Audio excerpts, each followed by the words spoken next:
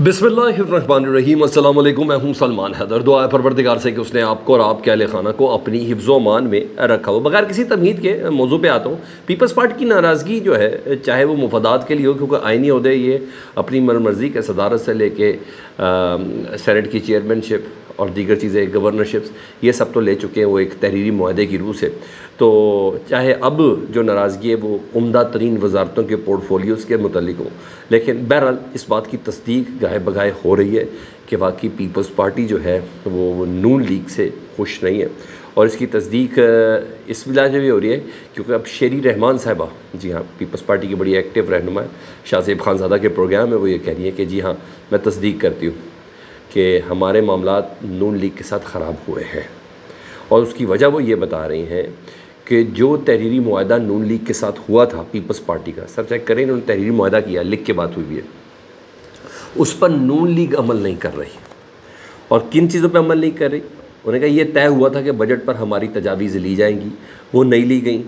हमारा चंक रखा जाएगा, वो नहीं रखा गया। जबकि दीगर इत्तेहादी जमातें जिसमें MQM वगैरह या दीगर भी हैं या बाप पार्टी वगैरह हो, वो ज़रूर शामिल की गई हैं, उनकी तजावीज़ ज़रूर शामिल की गई हैं। उन्होंने जो कहा, उन्होंने जो मांगा, वो उनको ज़रूर दे दिया गया है, मगर हमारे साथ मुशावरत तक नहीं हुई।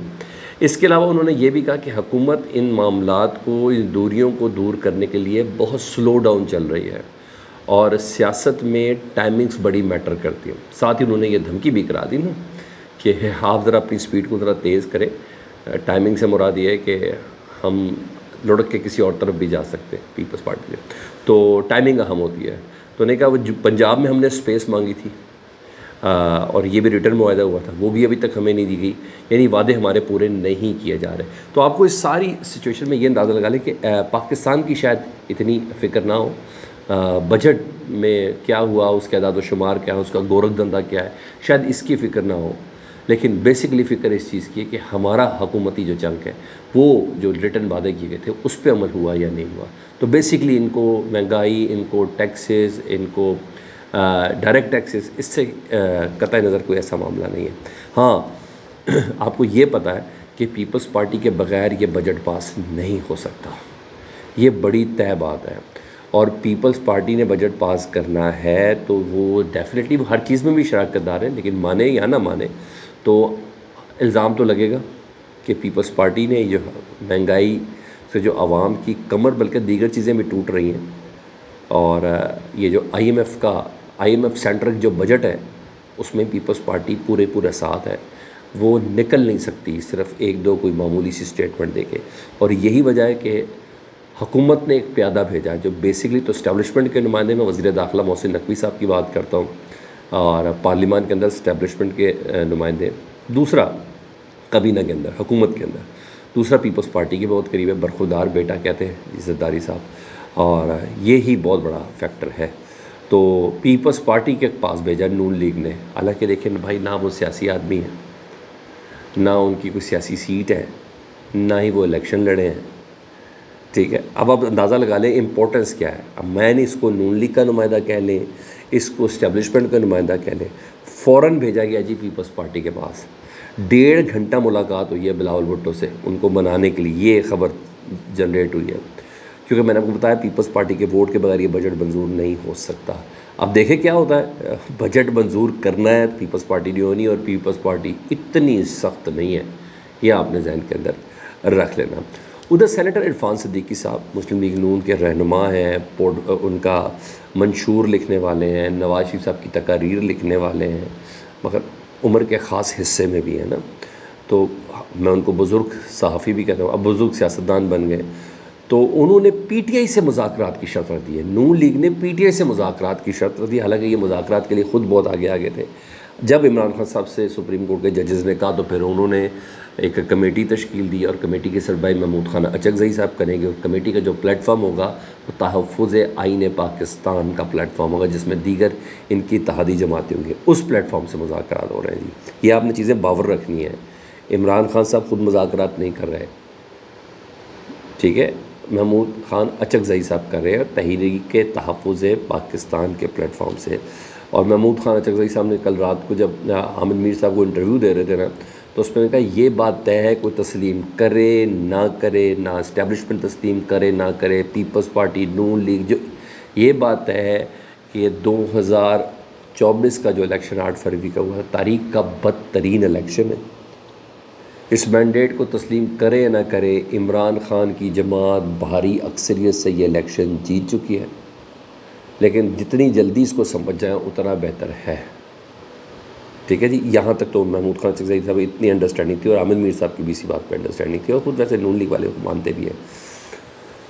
تو اب یہ ہوا ہے کہ عرفان صدیقی صاحب نے شرط یہ رکھی ہے، وہ کہتے ہیں کہ عمران خان صاحب نے تو کور کمیٹی بنا دی، عرفان صدیقی صاحب کہتے ہیں کہ جو اچکزئی صاحب کی جو کمیٹی ہے ہم سے کیا بات کرے گی، کیا وہ ہمیں ضمانت دے گی؟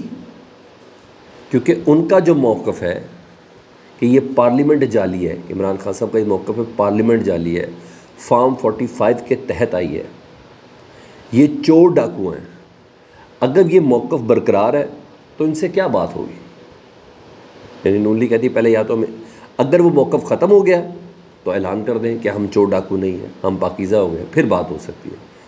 اچھا، پہلی بات تو یہ کہ پارلیمنٹ کو جعلی کبھی بھی نہیں کہا عمران خان صاحب نے، پارلیمنٹ کے اندر موجود لوگوں کو جعلی بولا ہے، اور جو فارم 45 میں تبدیلی کر کے آئے ہیں یہ ہمیشہ سے انہوں نے بولا، اور اس کے لیے بہترین چیز یہ ہے کہ آپ ٹریبونل کے فیصلے انہیں دیں، مگر آپ آرڈیننس لا کے الیکشن کمیشن کو استعمال کر کے اس کو کسی اور طرف لے کے جانا چاہ رہے ہیں۔ پارلیمنٹ میں موجود لوگوں کو چور ڈاکو نہیں بولا جی، چند افراد ہیں جن سے متعلق بات ہوئی ہے۔ بہرحال سمجھ میں مجھے نہیں آئی بابا جی نے کیا فرمائش کی ہے، کیا اشارت رکھی ہے، کیا وہ اس پوزیشن پہ ہیں؟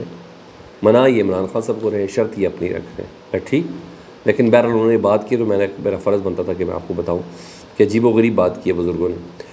فافن کی رپورٹ آئی ہے جی، FAFEN free and fair election network ہے جی، اور اس کی رپورٹ کو اوتھینٹک کسی حد تک سمجھا ضرور جاتا ہے۔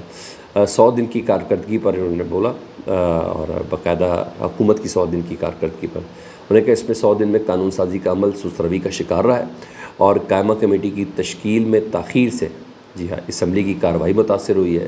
سیکیورٹی خدشات کے پیش نظر پارلیمنٹ کی جو گیلری ہے اس میں شہریوں کی رسائی پر پابندی لگائی گئی۔ ٹوٹل ان 100 دنوں میں کل پارلیمنٹیرین سے صرف 51 ممبران حکومت کے آئے، 51% حکومت کے ممبران اس میں آئے، جبکہ اپوزیشن کی ایک بھاری اکثریت ادھر موجود ہوتی تھی۔ صرف 2 بار شہباز شریف ان 100 دنوں میں پارلیمنٹ کے اندر آئے ہیں، یہ انہوں نے بتایا۔ ادھر شہباز شریف صاحب نے قوم سے خطاب کرنے کا فیصلہ کر لیا جی، اپنے 100 دنوں کی کارکردگی عوام کے سامنے رکھنی ہے۔ جو میرے پاس اطلاعات ہے اس میں SIFC کا پلیٹ فارم اس کو انہوں نے اجاگر کرنا ہے، کیونکہ اس میں آرمی چیف موجود ہیں تو وہ بنتا ہے ان کا۔ اس کے علاوہ بیرونی ملک میں جو دورے کیے اور جہاں سے ان کو امیدیں دلائی گئی ہیں اس سے متعلق بات کریں، چین کا دورہ، اور اس سلسلے میں آپ کو بتاؤں میڈیا کو خاص ہدایت ہے کہ اس خطاب کو بڑی ہائپ دینی ہے، اسی طرح جس طرح میڈیا کو خاص ہدایت ہے کہ آپ نے جو بجٹ ہے اس کو بہت ہائپ دینی ہے، اور خاص قسم کا ایڈز کا بجٹ میڈیا کو جاری کیا گیا۔ بس میں اس سے زیادہ نہیں کچھ بولتا، تاکہ میڈیا معیشت کو بہت بہتر کر کے دکھا سکے۔ لیکن آج ایک اور چیز ہے، پاکستان تحریک انصاف نے پورے پاکستان میں عمران خان صاحب کی رہائی کے لیے احتجاج کی کال دے رکھی ہے۔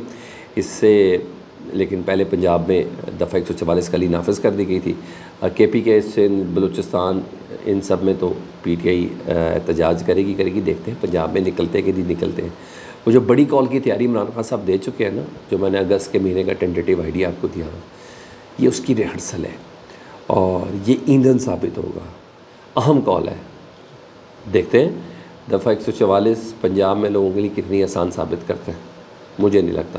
بہرحال یہ چیز ہے۔ اور احمد فراد کی طرح ایک اور کیس ہے، وہ بھی جسٹس محسن اختر کیانی صاحب کے پاس آ گیا، ابھی احمد فراد ملے نہیں، آج اس کی سماعت ہے جی۔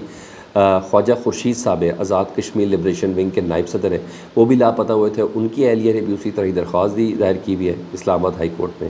اب محسن اختر کیانی صاحب دیکھیں کیا کرتے ہیں، یہ ایک اہم کیس ہے۔ دوسرا اہم ترین کیس ہے حد تک عزت قانون جو پنجاب اسمبلی نے پاس کیا، اور مریم بی بی کی گورنمنٹ نے جو پاس کیا، جس پہ ایک سرٹن سٹیک اس کے کچھ اس پہ ہوا ہے، آج اس کو سماعت کے لیے مقرر کر دیا گیا ہے، جس میں PFU دیگر جو تنظیمیں ہیں، لاہور پریس کلب، ایمنڈا، یہ سب درخواستیں یکجا کر کے، اور پھر پاکستان تحریک انصاف جس پہ شامل ہیں، ان تمام کو یکجا کریں، اور آج سرپرائز مل سکتا ہے کیونکہ اسٹے تو ہے کچھ چیزوں پر. تو بہرحال یہ بھی سماعت کے حوالے سے جمعے کا دن بہت اہم ہو سکتا ہے.